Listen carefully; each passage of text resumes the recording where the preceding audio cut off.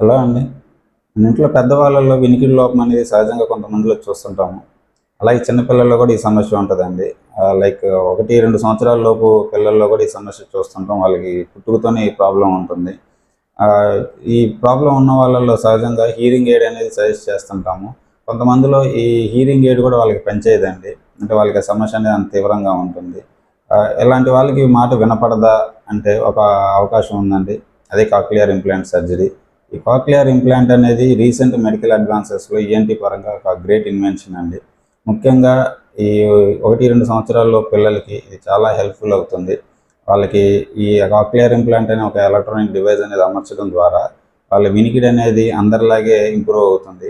దానివల్ల వాళ్ళకి స్పీచ్ కూడా ఎదిగే కొద్దీ మంచి మాటల్లో తేడా రాకుండా, వాళ్ళ స్పీచ్ కూడా డిలే అవ్వకుండా, స్పీచ్ కూడా మంచిగా వస్తుంది.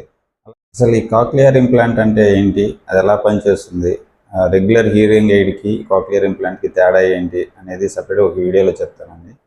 పెద్దవాళ్ళలో కూడా ఈ ఆపరేషన్ చేయొచ్చండి. కానీ రిజల్ట్ అనేది చిన్న పిల్లల్లో వచ్చినంత సాటిస్ఫాక్టరీ రిజల్ట్ రాకపోవచ్చు.